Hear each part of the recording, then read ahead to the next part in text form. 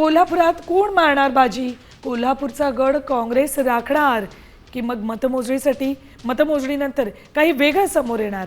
याकडे लक्ष आहे. मतमोजणीसाठी कोल्हापूर सज्ज आहे.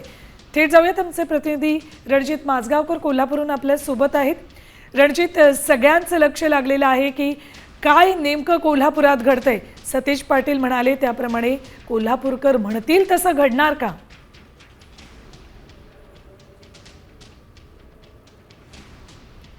कोल्हापूर आणि इचलकरंजी याकडे संपूर्ण राज्याचं लक्ष लागून राहिलेलं आहे.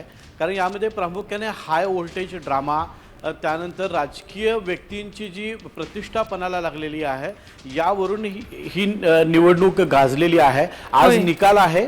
कोल्हापुरामध्ये साधारण 4 ठिकाणी मतमोजणी होणार आहे. त्याची तयारी आता पूर्णपणे झालेली आहे. कोल्हापूरकरांनी कोणाला कौल दिला आहे येत्या थोड्याच वेळात खरं तर कळणार आहे.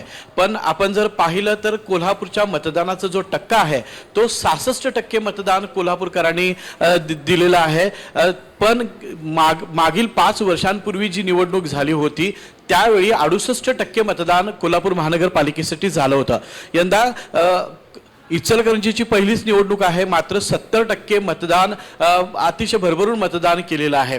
त्यामुळं कोल्हापूरचं जे 66% मतदान झालेलं आहे ते 2% का कमी झालं आणि हे मतदान कुणाच्या पत्त्यावर पडणारा, याकडं संपूर्ण राजकीय विश्लेषणाचं खरं तर लक्ष लागून राहिलेलं आहे.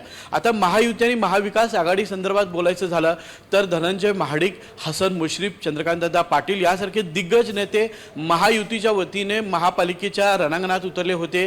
तर या सर्वांशी झुंज देण्यासाठी काँग्रेसचे नेते सतेज पाटील यांची एकटी झुंज खरं तर या निवडणुकीमध्ये चालू होते. अनेक स्लोगनमुळे ही निवडणूक गाजलेली आहे. कोल्हापूर कसं तुम्ही म्हणशीला तसं, पण एकूणच कालची टक्केवारी पाहिली, मतदान पाहिलं तर या निवडणुकीवर भाजप किंवा महायुतीचा झेंडा फडकवेल अशी प्राथमिक चर्चा आहे.